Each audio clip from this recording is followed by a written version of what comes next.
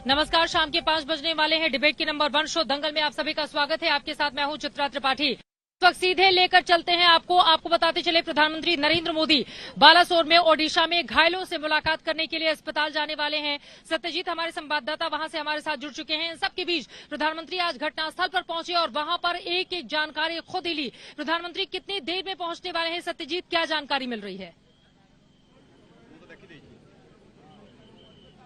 देखिए, तमाम तैयारियां पूरी हो गई है और कैमरामैन से हम कह रहे हैं, वो फ्रेम दिखा रहे हैं। बस यही जो सामने, ठीक मेरे सामने जो दिख रहा है, यहाँ केबिन्स है, वहाँ पे प्रधानमंत्री आएंगे और जो इंजर्ड लोग हैं जिनको वहाँ से भर्ती करवाया गया है, उनसे उनका हाल चाल जानेंगे, कुशल क्षेम पूछेंगे।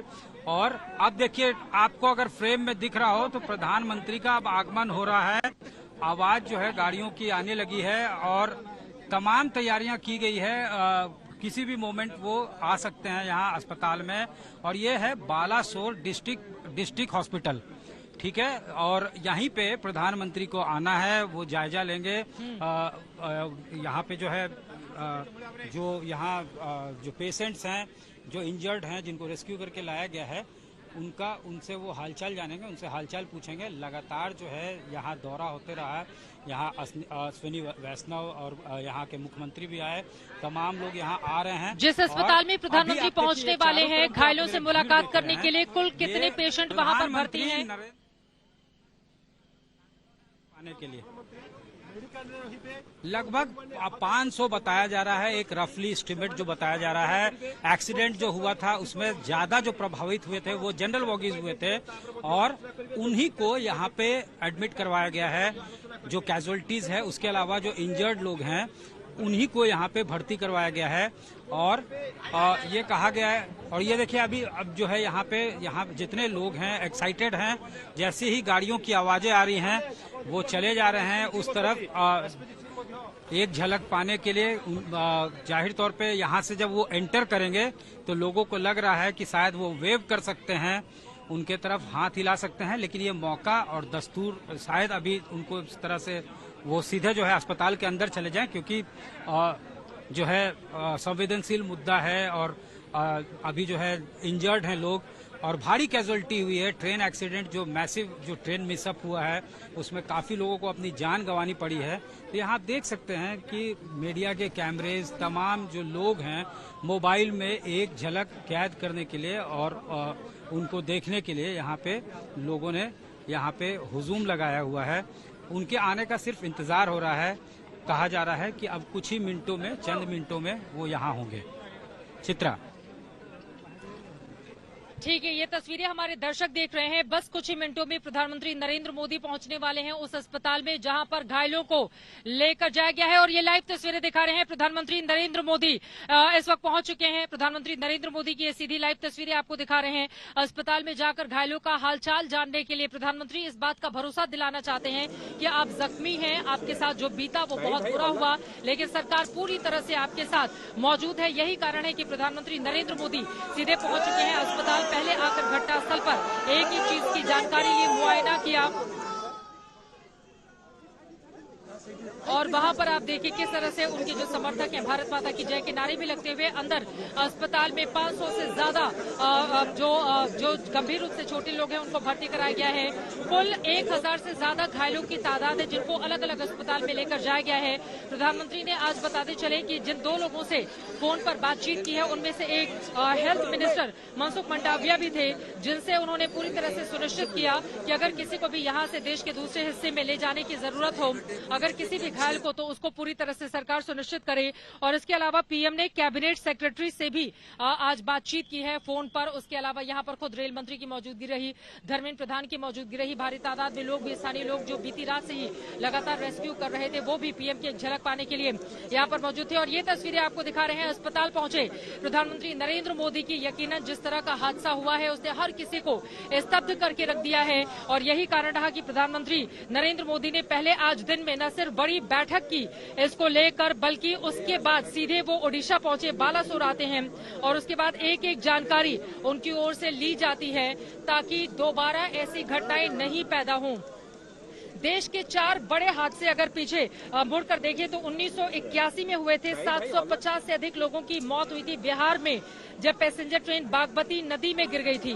20 अगस्त 1995 को 305 लोगों ने जान गंवाई थी। फिरोजाबाद के पास पुरुषोत्तम एक्सप्रेस खड़ी कालिंदी एक्सप्रेस में जब टकरा गई थी। ब्रह्मपुर मेल उत्तर रेलवे के कटिहार डिवीजन के गैसल स्टेशन पर खड़ी अवध असम एक्सप्रेस से टकरा गई थी। 285 लोग मारे गए थे 2 अगस्त 1999 को। उसके बाद 26 नवंबर 1998 को जम्मू तवी सियालदह एक्सप्रेस पंजाब में गोल्डन टेम्पल मेल के पटरी से उतरे 3 डिब्बों से टकरा गई थी। 212 लोगों की मौत हुई थी। उसके बाद ओडिशा के बालासोर में हुआ ये मामला उसी तरह का है। 251 लोगों की जान जाने की पुष्टि अब से कुछ देर पहले जिन अधिकारी से मेरी बातचीत हुई है उनकी ओर से इस बाबत पुष्टि की गई है, लेकिन मरने वालों का आंकड़ा बढ़ सकता है। जिस तरह की तस्वीर इस वक्त बनी हुई है ये बेहद दुर्भाग्यपूर्ण है। विचलित करने वाली तस्वीरें, परेशान करने वाली तस्वीरें, हर हिंदुस्तानी को झकझोर कर रख देने वाली तस्वीरें। देश मातम की इस स्थिति में उन तमाम लोगों के साथ मौजूद है जिन्होंने अपनों को खोया है इस रेल हादसे में, लेकिन पीएम उन लोगों के करीब जाकर उनको ढांढस बनाने की कोशिश कर रहे हैं जिन्होंने या तो अपनों को खोया है या फिर गंभीर रूप से जो लोग जख्मी हुए हैं अस्पताल में जिनको भर्ती कराया गया है। ये तस्वीरें आपके सामने है। सत्यजीत हमारे संवाददाता हमारे साथ जुड़े हुए हैं। सत्यजीत, तस्वीरें दिखाइए। पीएम पहुंच चुके हैं, अभी क्या हो रहा है वहां पर सत्यजीत? बिल्कुल, देखिए यहाँ पूरा इस इलाके को कॉर्डन ऑफ कर दिया गया है। चारों तरफ से लोग चाहते हैं कि उनके एक झलक को पाएं, लेकिन उस साइड से ठीक जो हमारी दाहिने तरफ है इधर से उनका एंट्री होता है और वहां से एक गेट है जिससे वो जो है अंदर चले जाते हैं। और ये सामने जो बिल्डिंग्स देख रहे हैं इसी में पेशेंट्स और इंजर्ड लोग जो हैं उनको भर्ती करवाया गया है, तो उनसे वो हालचाल जानेंगे और उसके बाद उधर से ही निकल जाएंगे। बहरहाल इस पूरे इलाके को कॉर्डन ऑफ किया गया है, लेकिन लोग चाहते हैं कि एक झलक पाएं। अभी आपको एक दृश्य ये दिखाते कि देखिए छतों पे लोग किस तरह से खड़े हैं, वहां अपने छतों से वो नजारा ले रहे हैं, लेकिन वो गाड़ी में ही अंदर चले गए हैं, गाड़ी से ही। तो उस गाड़ी की भी झलक पाने के लिए लोग जो है वहां पे उनका इंतजार कर रहे हैं, वहां वेट कर रहे हैं कि वो कब निकलेंगे। जाते वक्त जो है गाड़ियों का काफिला जो गया है वो उन लोगों ने विटनेस किया, और अब जब ये गाड़ियां जो है वापस काफिला जाएगी उसके लिए अब इंतजार हो रहा है। अस्पताल के अंदर वो अभी जाहिर तौर पे पेशेंट्स जो हैं उनसे मिल रहे हैं जो इंजर्ड हैं।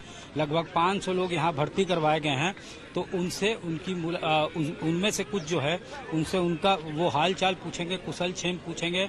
और चूंकि ये ट्रॉमेटिक एक्सपीरियंस था तो कैसे उन्होंने इस तरह की चीज को इनकाउंटर किया, उनका किस तरह का रिएक्शन था, प्रधानमंत्री का अपना स्टाइल है वो पूछते हैं कि उस वक्त जो है किस तरह का उनका एक्सपीरियंस रहा है, या फिर जो है कैसे वो अस्पताल पहुंचे, किस तरह का मदद जो है उनको मिला। संवेदनशील स्थिति है, ठीक है सत्यजीत, ये एक संवेदनशील प्रधानमंत्री के तौर पर नरेंद्र मोदी उन लोगों का दर्द कम करने की कोशिश कर रहे हैं जिन्होंने अपनों को खोया है या फिर जिनको बुरी तरह से चोटें आई हैं। इसी वजह से प्रधानमंत्री नरेंद्र मोदी सीधे अस्पताल पहुंचकर उन लोगों से मुलाकात करते हुए, मुखातिब होते हुए, और यकीनन दुख की इस घड़ी में प्रधानमंत्री नरेंद्र मोदी के तौर पर पूरा देश उन लोगों के साथ खड़ा है जिन्होंने अपनों को खोया है, जिनके आंसू थमने का नाम नहीं ले रहे हैं। शोक की ऐसी लहर उन परिवार के भीतर पैदा हो गई है जो जीवन भर उनको सालती रहेगी।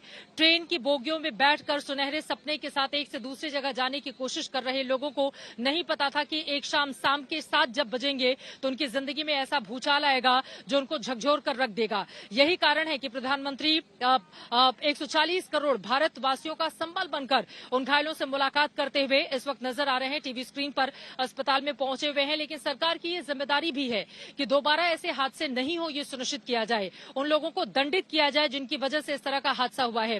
सिर्फ तकनीकी दिक्कत बताकर अगर इसको छोड़ दिया जाएगा तो यकीनन उनकी जवाबदेही सुनिश्चित नहीं हो सकती, क्योंकि इस तरह के हादसों का रोका जाना बेहद जरूरी है। 251 लोगों की अब तक जान जा चुकी है जिसकी पुष्टि की गई है सरकार की ओर से, लेकिन इससे बड़ा ये आंकड़ा हो सकता है।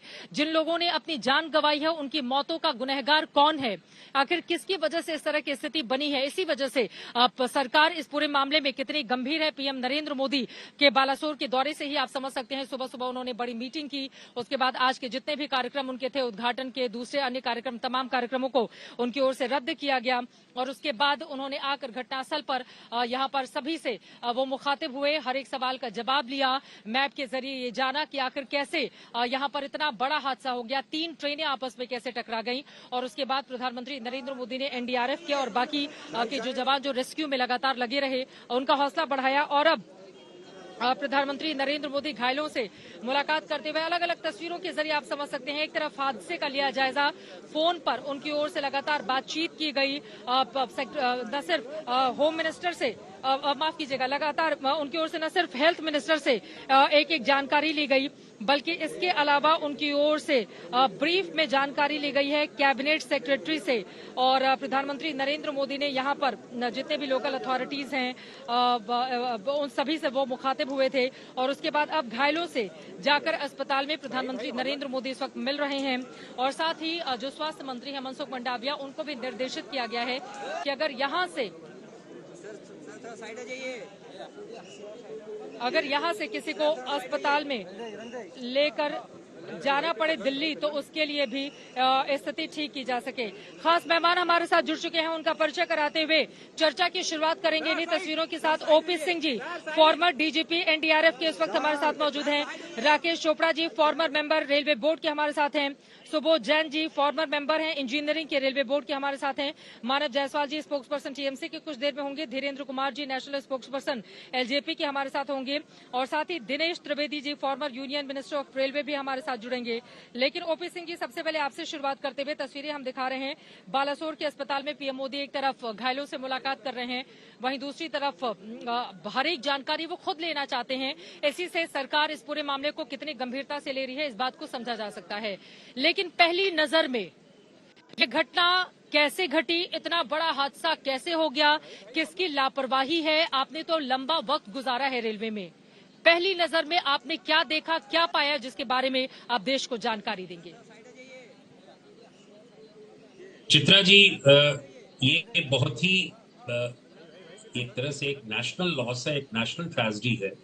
और सबसे बड़ी चीज है कि माननीय प्रधानमंत्री स्वयं इस जगह पर आए, और इस बात को हमें नहीं भूलना है कि नेशनल डिजास्टर मैनेजमेंट अथॉरिटी के चेयरमैन भी प्रधानमंत्री ही होते हैं।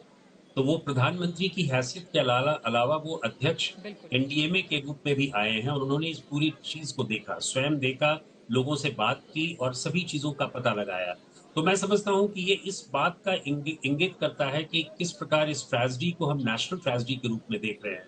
और जैसा आपने स्वयं कहा कि ये तीसरी एक बहुत बड़ी घटना है जिसमें 250 से अधिक लोग मारे गए हैं, 1981 में, 1955 में और अब 2023 में। और यहाँ पे जो सबसे बड़ी चीज हुई है कि 3 ट्रेनों का जो कलूजन हुआ है, ये शायद पहली बार हुआ हो कि इस प्रकार की घटना हुई हो और जिसमें 250 से अधिक लोग मारे गए। सबसे महत्वपूर्ण चीज है कि हमारा पिछले 20-22 घंटों से 24 घंटों से हम लोगों ने रेस्क्यू ऑपरेशंस को बहुत ही सफलपूर्वक निष्पादित किया। एनडीआरएफ की टीम तत्काल वहां पे आई, 1 घंटे के अंदर ही उसकी पहली टुकड़ी आ गई, जो बहुत ही नजदीक के बालासोर में ही जो हमारा रीजनल रिस्पांस सेंटर है वहां से एक टीम आ गई। और उसके अलावा मुंडली से और कलकत्ता से भी हमारी टीमें आई और 9 टीमों ने तत्काल कार्रवाई शुरू किया। ये बहुत बड़ी चीज है कि एनडीआरएफ की रिकॉग्नाइज्ड प्रीमियर एजेंसी है, और इस तरह का फोर्स जो है वो टोटली डेडिकेटेड है round the clock disaster response को देखने के लिए। तो हमारी परिपक्वता रही, हमारी ट्रेनिंग इतने सालों की रही कि एनडीआरएफ के जवान जो है दिन उन्होंने बहुत से लोगों को जिंदा निकाला, कुछ डेड बॉडीज को निकाला। ये बात सही है कि 250 से अधिक लोग मारे गए, 900 से अधिक लोग घायल हुए हैं, लेकिन ये भी फैक्ट है कि इतने लोगों को जिंदा बचाया गया। ये एनडीआरएफ की बहुत बड़ी कुशाग्रता रही है, प्रोफेशनलिज्म रहा है। यही कारण है कि एनडीआरएफ की जो यूएसपी है कि वो डिप्लॉय होती है और बहुत ही प्रोफेशनल तरीके से मल्टी एजेंसी काम करती है। तो मैं समझता हूं कि ये हम लोगों की सबसे बड़ी सफलता रही है कि हम लोगों ने तत्काल उस पर रेस्क्यू एंड रिलीफ ऑपरेशन शुरू कर दिया।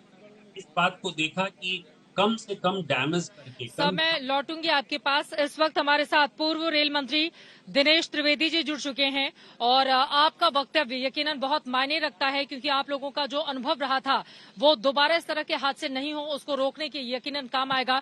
दिनेश जी, बहुत स्वागत है आपका आज तक पर। और मेरा सीधा से सवाल है, पहली नजर में इस हादसे की बड़ी वजह आपको क्या दिखाई देती है और क्या इसको रोका जा सकता था? आप किस तरह से, दिनेश जी के पास मैं जाऊंगी, लेकिन उसके पहले मानव जायसवाल जी सीधे आपके पास आते हुए। मानव जायसवाल जी, हर विषय पर क्या राजनीति करना जरूरी है? इतना गंभीर ये मामला, पूरे देश के लिए स्तब्ध कर देने वाला मामला, शोक में है पूरा देश इस वक्त हिंदुस्तान, क्योंकि 250 हिंदुस्तानियों ने अपनी जान गंवा ली है। और उस पर यह कहना कि हमारे कार्यकाल में तो बड़ा अच्छा काम होता था, इनमें बुरा होता, इनमें सबसे ज्यादा जरूरी ये हो जाता है कि रेस्क्यू किया जाए। जो लोग एक एक सांस के लिए संघर्ष कर रहे हैं उनको अच्छा सुविधा, अच्छी इलाज दी जाए और जो लोग फंसे हुए हों उनको बाहर निकाल कर ले जाया जाए। क्या सरकार इसमें सफल हुई है? मानव जायसवाल जी। पहले तो सभी को मेरा नमस्कार है। मदद पहुंचाने में चित्रा जी, सभी को नमस्कार है और साथ ही साथ हमारी संवेदना हमारी पार्टी की, हमारी प्रांत की उस हर परिवार के साथ है जिन्होंने अपने प्रियजन को खोया है और जो आहत हुए हैं। बहरहाल राजनीतिकरण हम नहीं कर रहे हैं, हम देश को जागरूक कर रहे हैं कि जो फेलियर हुआ है, लेकिन साथ ही साथ हमारी प्रायोरिटी क्या रही? कल रात को ही हमने अपने 40 एम्बुलेंस भिजवाए घटनास्थल पे। आज लगभग 70 एम्बुलेंसेज और पहुंचे हैं। हमारी अपनी टीम, हमारे कुछ कार्यकर्ता ऑलरेडी स्पॉट पे पहुंचे हैं। बहुत सारे बंगाल के वहां पे नागरिक हैं जो आहत हुए हैं। हमारी दीदी पर्सनली वहां पहुंची। एक ममता बनर्जी ने ममता का निर्वाह करते हुए वहां के लोगों के साथ खड़े होने का दायित्व निभाया। परिवार वालों को जो एहसासिया देना चाहिए उन्होंने उसकी भी घोषणा करी। साथ ही साथ हम तत्पर काम कर रहे हैं और जो रूट है हमने वो रूट को हाई स्पीड रूट को बना दिया है जहां पे एम्बुलेंस का आवागमन हो रहा है और लोगों को सुरक्षित अस्पतालों से लेके जहां जहां उनको पहुंचाना है वो कार्य में हम निरंतर काम कर रहे हैं। और साथ ही साथ मैं आपके साथ देश को पुनः अवगत कराना चाहता हूं कि ये एंटी कोलिजन डिवाइस जो है वो हमारी दीदी ने ही परिकल्पना करी थी और उस समय वो लॉन्च हुआ था। लेकिन पिछले कुछ सालों में जब से ये सरकार है, इन्होंने 2-3 काम ऐसे किए हैं जो कि पूरे देश को एक अंधकार में ढकेलने वाला काम है। पहले आपने रेलवे को, जो उसकी अपनी मिनिस्ट्री थी, उससे आपने वंचित कर दिया, क्योंकि आप समझते नहीं है 70,000 किलोमीटर जो रेलवे है वो विश्व की सबसे one of the biggest railway है।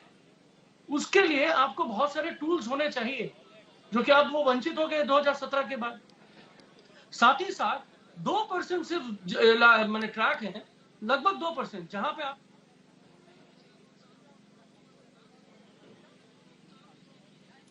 हॉस्पिटल की अंदर की तस्वीरें, घायलों से मुलाकात की तस्वीरें सामने आ रही हैं। मैं लौट रही हूं आपके पास सर, आप अपनी बात पहुंचाइएगा। घायलों से अंदर मुलाकात कर रहे हैं प्रधानमंत्री नरेंद्र मोदी और उसकी तस्वीर अब सामने आ गई है।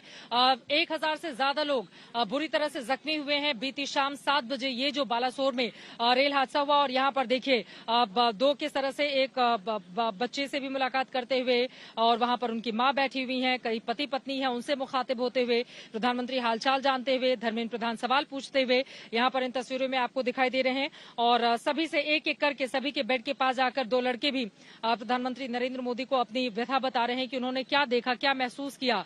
बीती रात बालासोर की ये लाइव तस्वीरें आपके सामने हैं और कुछ लोगों ने उठकर बैठने की कोशिश की तो प्रधानमंत्री ने उनको रोका भी कि नहीं आप आराम से लेटे रहें। और फिर परिवार के जो लोग वहां पर बैठे हुए हैं उनसे वो जानते हुए कि उन लोगों ने क्या देखा और दुख की इस घड़ी में पूरा देश उनके साथ इस वक्त खड़ा हुआ है।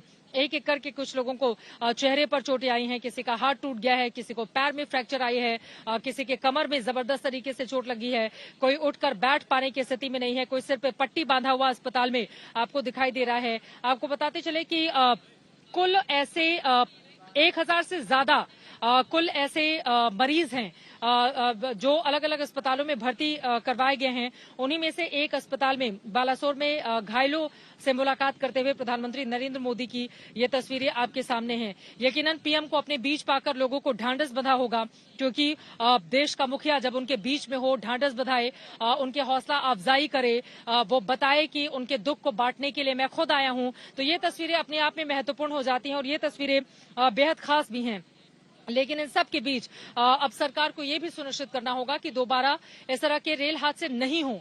उसके लिए सुरक्षा कवच को लगाए जाने की जो बात कही जा रही थी, उसमें कहां पर चूक हो गई, कहां पर कमी रह गई, कौन से लोग जवाबदेह हैं। तीन ट्रेनें आपस में टकरा जाना, ये बहुत भयावह है हिंदुस्तान के लिए। एक ऐसे वक्त में जब हम बुलेट ट्रेन का सपना सुझे तेजी से आगे बढ़ रहे हैं, जब वंदे भारत ट्रेन देश का गौरव बढ़ा रही है, उसी समय अगर इस तरह की घटना सामने आएगी तो यकीनन वो इन तमाम बड़ी उपलब्धियों पर कई तरह के सवाल खड़े करेगी। इसी वजह से ट्रेनों के भीतर यात्रियों की सुरक्षा पूरी तरह से सुनिश्चित हो, ये सुनिश्चित करने का काम सरकार को करना होगा। यही कारण है कि पीएम नरेंद्र मोदी एक तरफ जहां घटनास्थल पर पहुंचे, जहां पर इतना बड़ा हादसा हुआ था, वहां पर आकर एक एक डिटेल में जानकारी ली, काफी देर तक यहां पर रुके रहे और फोन पर भी बाकायदा केंद्रीय स्वास्थ्य मंत्री से बातचीत की है, कैबिनेट सेक्रेटरी से भी उन्होंने बातचीत की है, ब्रीफ किया।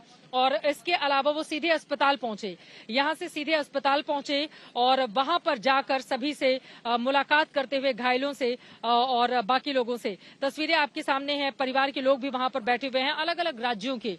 आपको बताते चले चूंकि पश्चिम बंगाल से साउथ की तरफ ये ट्रेनें जाती हैं और इस वजह से बहुत अलग अलग राज्यों के लोग इन घायलों में मौजूद हैं। उन सभी से मुखातिब होते हुए, मुलाकात करके उनका दर्द कम करने की कोशिश करते हुए प्रधानमंत्री नरेंद्र मोदी इन तस्वीरों में आपको दिखाई दे रहे हैं। बाहर भी, अस्पताल के बाहर भी काफी ज्यादा भीड़ है और अस्पताल के अंदर भी आपको बताते चले कि बहुत बड़ी तादाद में लोगों की वहां पर मौजूदगी है। अपने अपने परिजनों का जो हालचाल लेने के लिए दूर दूर से पहुंचे, जैसे ही खबर मिली उनके लोग घायल हैं वैसे ही लोग वहां पर पहुंचे। हमारे साथ जुड़े हुए हैं एलजेपी के धीरेन्द्र कुमार जी।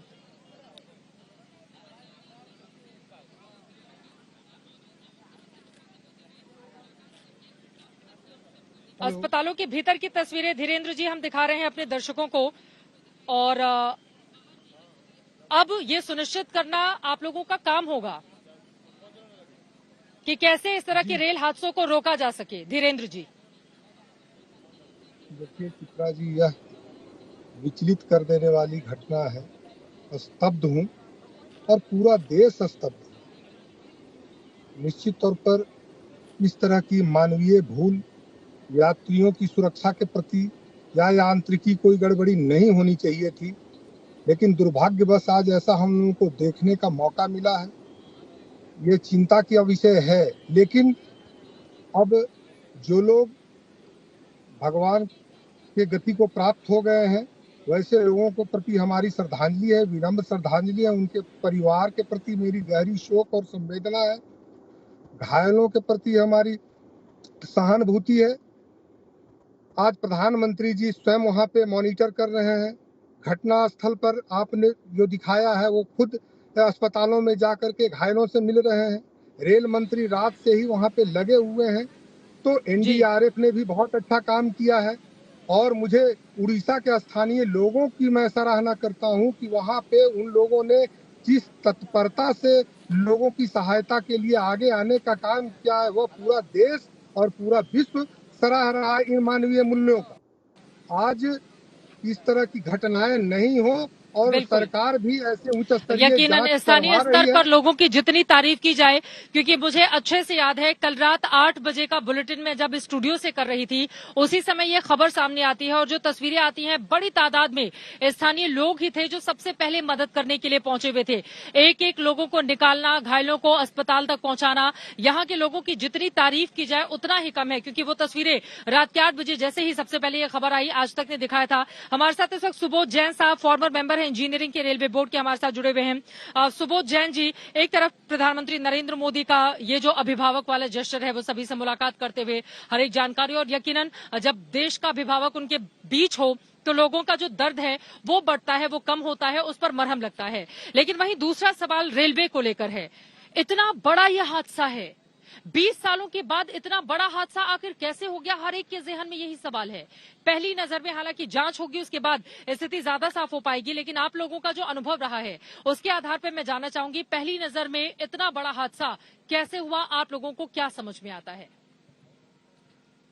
देखिए, जितनी इंफॉर्मेशन टीवी के थ्रू और दूसरे सोर्सेज से अवेलेबल है, उससे तो ये लगता है कि जो कोरोमंडल एक्सप्रेस है उसके लिए जो सीधा रूट सेट किया गया था, वो सीधे रूट पे न जाके और टर्नआउट लेके मालगाड़ी के पीछे जाके मालगाड़ी को हिट किया उसने। अब टर्नआउट तो 120 किलोमीटर की स्पीड के लिए डिजाइन होते नहीं है। अगर ट्रेन उसके अंदर जाएगी तो सर्टेनली वो डिरेल होगी, और वो जो उसने मालगाड़ी को हिट किया, उसके बाद वो डिरेल हुई, और डिरेल होने के बाद जो है उसका पिछले वाला हिस्सा डाउन लाइन के ऊपर गिर गया जाके। तो ये सब जो कुछ हुआ, इसका रेलवे में स्टैंडर्ड ऑपरेटिंग प्रोसीजर है। गाड़ी का लूप लाइन में गलती से चले जाना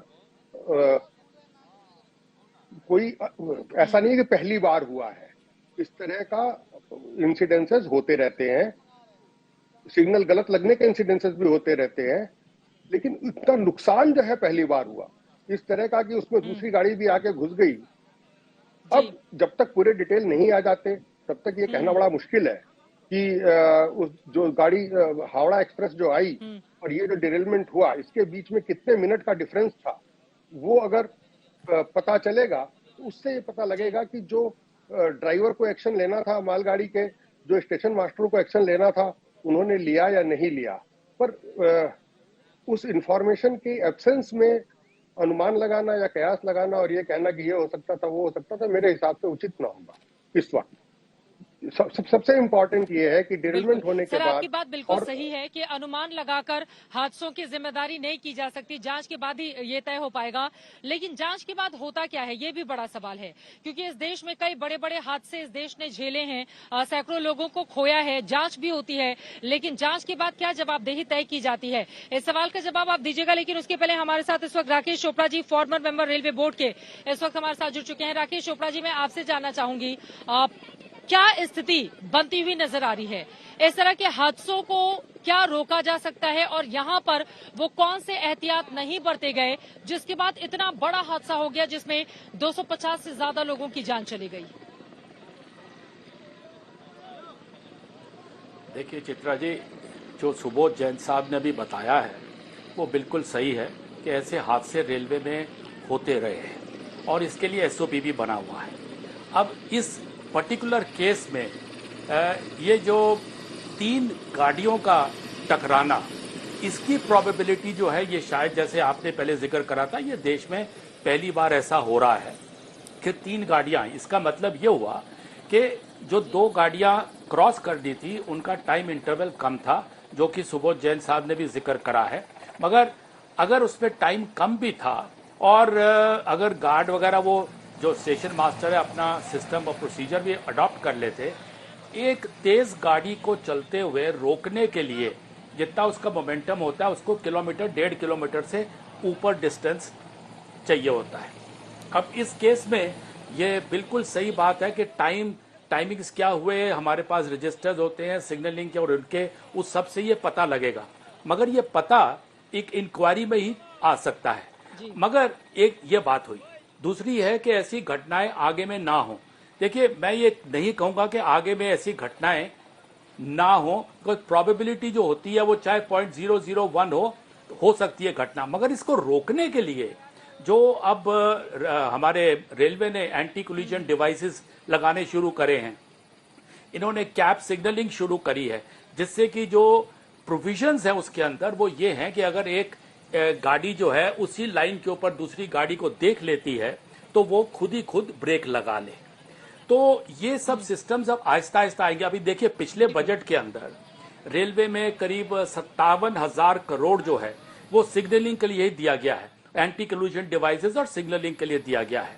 अब ये जो है एक साल में तो लग नहीं सकते, 70,000 किलोमीटर हमारी लंबाई है, इतने इतने इंजन हमारे पास हजारों की संख्या में है। तो ये सब जो डिवाइसेस हैं ये हमें हर मीटर ट्रैक पे, हर मतलब इंच ट्रैक पे लगाना पड़ता है, उसके बाद हर इंजन में लगाना पड़ता है, तो इसके लिए इसको टाइम लग जाता है।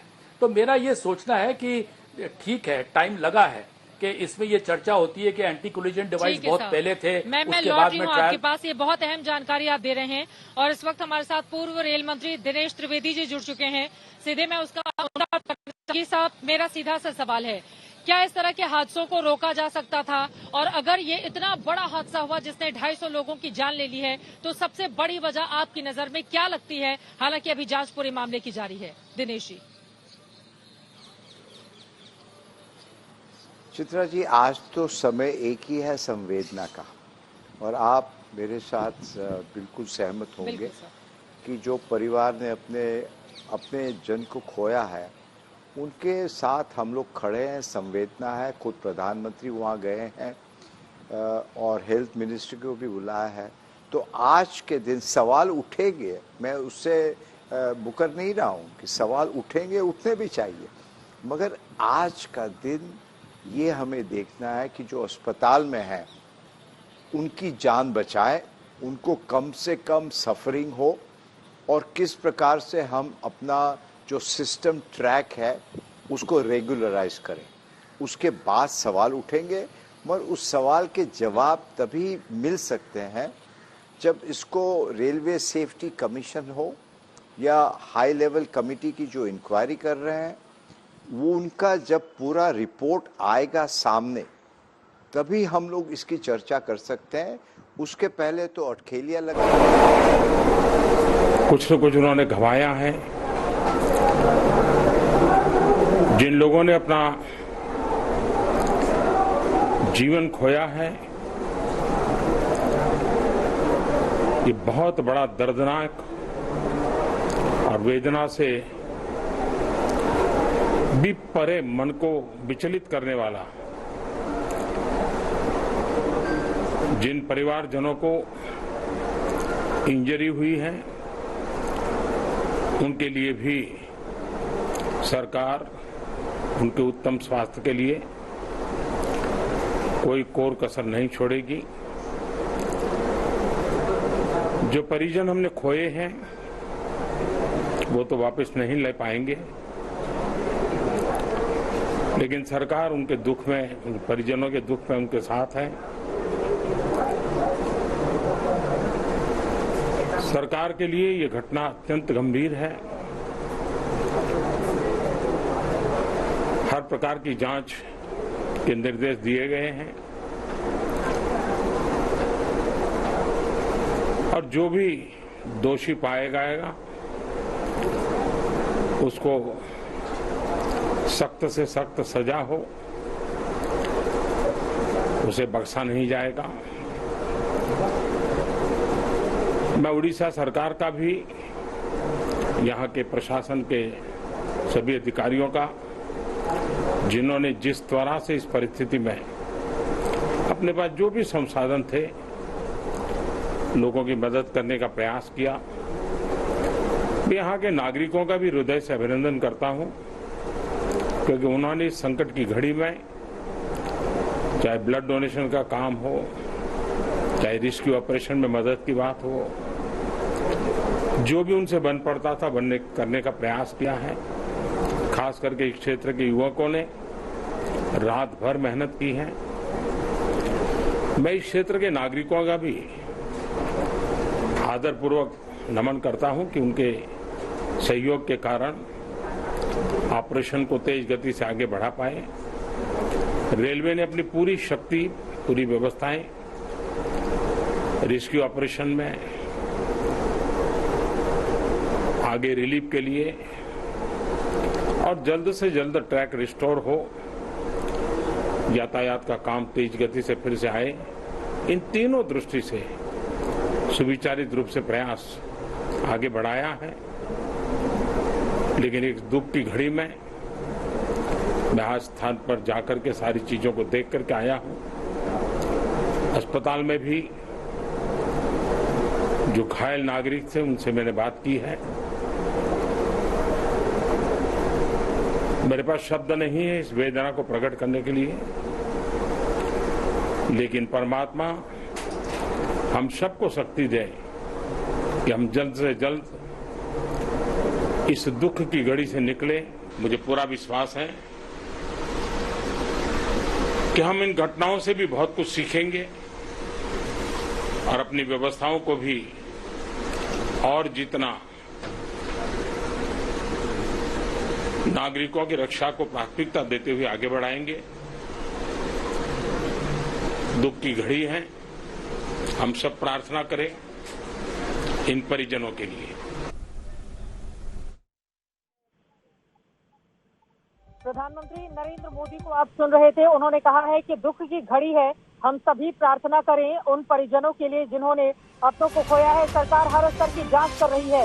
इस दुख में मृतकों के परिजनों के साथ सरकार खड़ी है। जो भी दोषी होगा उसे सख्त से सख्त सजा मिलेगी। प्रधानमंत्री नरेंद्र मोदी ने इस बारे में भरोसा भी दिया है। मैं असह्य वेदना महसूस कर रहा हूँ। दुर्घटना के जिम्मेदार लोगों को बख्शा नहीं जाएगा। सरकार हर स्तर से पूरे मामले की जांच कराएगी। प्रधानमंत्री ने खुद बालासोर में आकर इस बाबत न सिर्फ परिजनों को बल्कि सभी को इस बात का भरोसा दिया है कि जो भी दोषी होगा उसको बख्शा नहीं जाएगा। और वेदना से भी परे मन को विचलित करने वाला जिन परिवारजनों को इंजरी हुई है उनके लिए भी सरकार उनके उत्तम स्वास्थ्य के लिए कोई कोर कसर नहीं छोड़ेगी। जो परिजन हमने खोए हैं वो तो वापस नहीं ले पाएंगे, लेकिन सरकार उनके दुख में, उन परिजनों के दुख में उनके साथ है। सरकार के लिए ये घटना अत्यंत गंभीर है। हर प्रकार की जांच के निर्देश दिए गए हैं और जो भी दोषी पाया जाएगा उसको सख्त से सख्त सजा हो, उसे बख्शा नहीं जाएगा। मैं उड़ीसा सरकार का भी, यहाँ के प्रशासन के सभी अधिकारियों का, जिन्होंने जिस तरह से इस परिस्थिति में अपने पास जो भी संसाधन थे लोगों की मदद करने का प्रयास किया, मैं यहाँ के नागरिकों का भी हृदय से अभिनंदन करता हूँ, क्योंकि उन्होंने इस संकट की घड़ी में चाहे ब्लड डोनेशन का काम हो, चाहे रेस्क्यू ऑपरेशन में मदद की बात हो। प्रधानमंत्री नरेंद्र मोदी को आप सुन रहे थे। घायलों से मुलाकात के बाद इस बात का भरोसा दिया कि दुख की इस घड़ी में पूरा देश आपके साथ खड़ा हुआ है। जो भी दोषी होगा उसको बख्शा नहीं जाएगा। दिनेश त्रिवेदी जी, पूर्व रेल मंत्री, हमारे साथ लगातार जुड़े हुए हैं। दिनेश जी, आपने भी प्रधानमंत्री को सुना, उन्होंने भरोसा दिया है कि जो भी दोषी होगा इस पूरे मामले में उसको बख्शा नहीं जाएगा। प्रधानमंत्री के इस बयान को कैसे देख रहे हैं आप?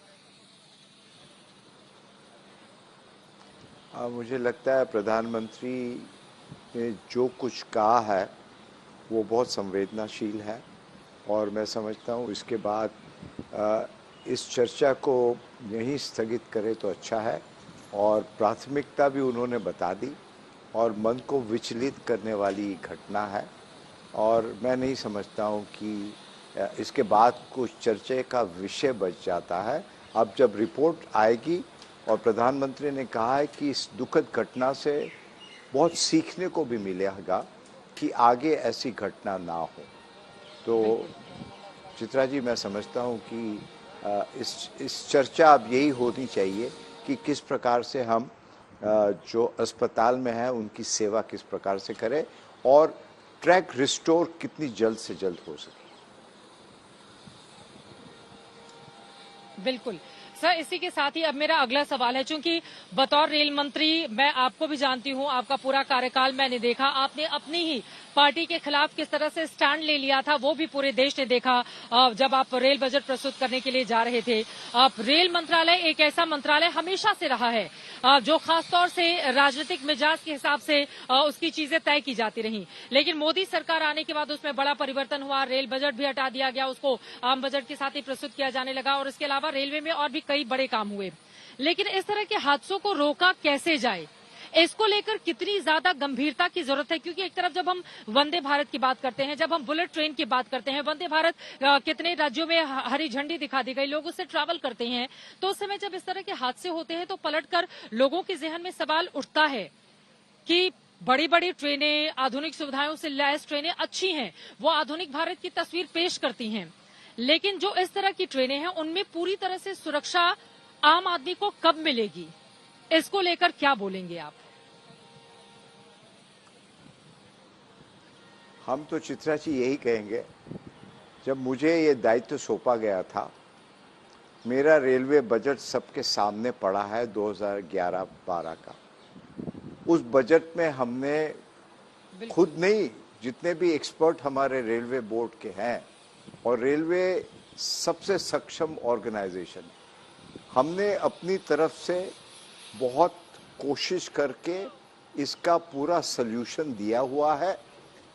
यदि उस समय रेलवे को राजनीतिकरण किया गया तो मैं समझता हूं कि जनता उस समय सवाल यदि करती कि भी इस बजट को आपने स्वीकार क्यों नहीं किया। अब मैंने अपना काम कर लिया है, मैंने प्रिस्क्रिप्शन दे दिया है।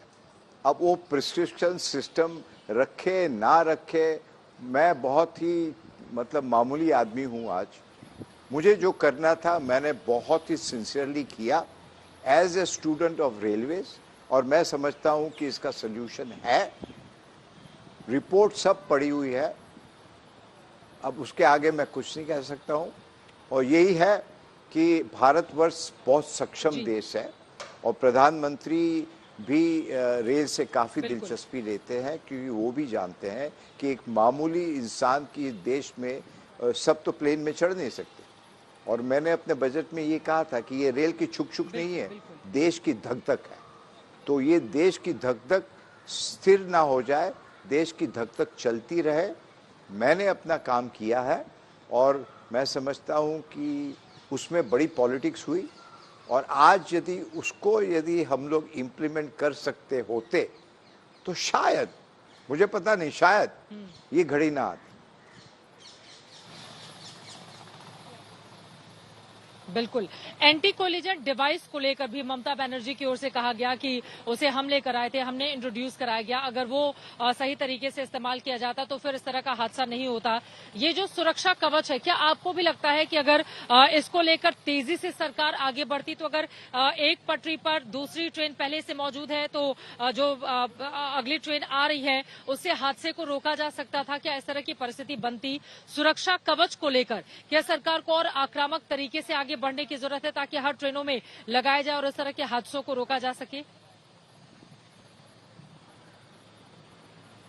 चित्रा जी, अब किंतु परंतु मैं कहाँ जा सकता हूँ। मुझे मेरे पास कोई शब्द नहीं है अभी उस कहने को। बड़ा दुखद है कि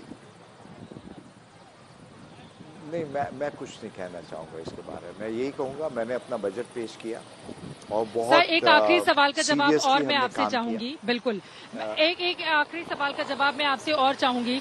यहाँ पर चूंकि लगातार हेलीकॉप्टर आ रहे हैं और फिर वो जा रहे हैं तो बहुत शोर भी आ रहा है। ये हेलीकॉप्टर अभी लैंड किया था और फिर ये वापस टेक ऑफ कर रहा है। मैं लौट रही हूँ अपने सवाल के साथ। बहुत धूल भी उड़ रही है। जब भी हेलीकॉप्टर इस तरह से टेक ऑफ करता है तो वहां पर क्या स्थिति बनती है? दिनेश जी, मेरा आपसे ये सवाल है कि लालू प्रसाद यादव पूर्व रेल मंत्री वो भी सामने आए, उन्होंने सरकार पर निशाना साधा। ममता बनर्जी भी सामने आई, उन्होंने भी निशाना साधा। आप यहाँ पर प्रधानमंत्री नरेंद्र मोदी ने जिस संवेदनशीलता का परिचय दिया है, आप उसका जिक्र कर रहे थे।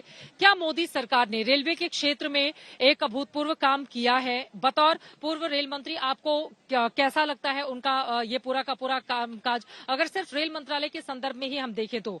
और इस तरह के हादसों को रोकने के लिए सरकार को सीधे दो टूक क्या सलाह आप देना चाहेंगे कि इन बातों को आप इम्प्लीमेंट कीजिए ताकि आगे से इस तरह के हादसे नहीं हो, ताकि कोई भी आम आदमी इस तरह के हादसों का शिकार नहीं बने? देखिए, ये प्रधानमंत्री बहुत संवेदनाशील है और मैं आपको मतलब बहुत कॉन्फिडेंस के साथ कह सकता हूँ, उनका जो दर्द है वो मतलब कुछ भी नहीं छोड़ेंगे। जो भी संभव है वो हर चीज़ को वो कर दिखाएंगे, क्योंकि वो करने के खातिर नहीं करते हैं। क्योंकि एक भी व्यक्ति यदि मरता है ना तो हमारे लिए दुख की बात है। और ये प्रधानमंत्री ऐसे हैं जो कर देंगे। कोविड के समय भी हमने देखा कि कितने लोग मरे, मगर उन्होंने अपना सर नीचे कर कर काम किया। और आज दुनिया में सब यही बात करते हैं कि किस प्रकार भारतवर्ष प्रधानमंत्री नरेंद्र मोदी के नेतृत्व में कोविड से बाहर उभर आया। तो ये प्रधानमंत्री ये कर्मयोगी है और अपना कर्म करेंगे।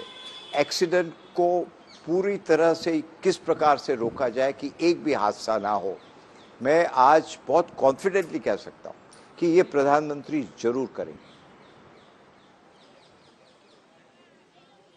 बहुत शुक्रिया आपका पूर्व रेल मंत्री दिनेश त्रिवेदी जी, आज तक से जुड़ने के लिए और आज इस संवेदनशील घड़ी में उन तमाम लोगों के साथ खड़े रहने के लिए, उनका दुख बांटने के लिए। और यकीनन आपका जो अनुभव है, भारत सरकार अगर उन तमाम सलाहों को माने ताकि आगे आने वाले वक्त में इस तरह के हादसों को रोका जा सके, जहां से भी अच्छी सलाह आए उसका स्वागत किया जाना चाहिए। और आपको पीएम से उम्मीदें भी हैं कि उनके नेतृत्व में जो रेलवे विभाग है वो काफी अच्छा काम कर रहा है। लेकिन इन सब के बीच दो अलग अलग तस्वीरें जल्दी से अपने दर्शकों को हम दिखा देते हैं। एक तरफ प्रधानमंत्री नरेंद्र मोदी ने घायलों से मुलाकात की है, उनका हालचाल जाना, और उसके पहले वो ठीक घटनास्थल पर पहुंचे हुए थे जहां पर इतना बड़ा हादसा बीती शाम यानी कि अब से 22 घंटे पहले हुआ था। लेकिन उसके पहले आपको बता देते हैं, अफसोसजनक ये रहा कि कोरोमंडल और शालीमार एक्सप्रेस में टक्कर, रोधी कवच सिस्टम नहीं लगा था। ममता बनर्जी की ओर से यह सवाल उठाया गया कि इस रूट पर असल में 2024 तक कवच सिस्टम लगना है। आपको बता देते हैं कि कवच सिस्टम आखिर है क्या। दो अलग अलग तस्वीरें भी हम आपको दिखा रहे हैं। ये जीपीएस और माइक्रो प्रोसेसिंग से लैस एक सिस्टम है जो रेडियो संचार सिस्टम से जुड़ा होता है।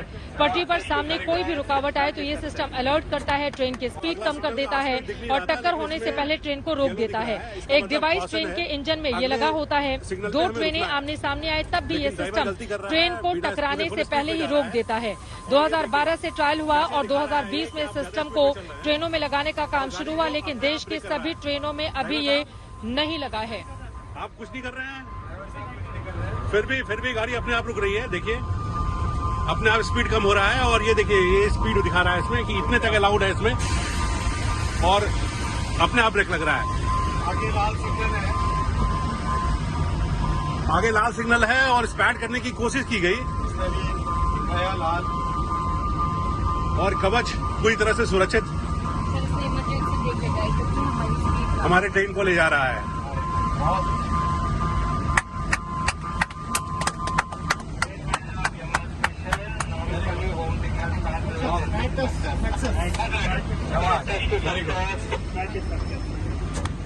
अगला सिग्नल का आस्पेक्ट दिख नहीं रहा था। जब कवच का टेस्ट हो रहा था उस समय की तस्वीरें आपने देखी। रेल मंत्री अश्विनी वैष्णव कवच के बारे में, यकीनन वो हिंदुस्तान के लिए काफी बड़ा पल था, लेकिन काश हर एक ट्रेन में ये लगा होता तो इतने बड़े हादसे से हम बच सकते थे। वो 250 लोग बच सकते थे जिन्होंने अपनी जान 22 घंटे पहले इसी जगह पर गंवा दी है। हर एक जानकारी, हर एक तस्वीर आप तक पहुंचाते रहेंगे। हमारी संवेदना पीड़ित परिवार के साथ है और ईश्वर मृतकों की आत्मा को शांति दे।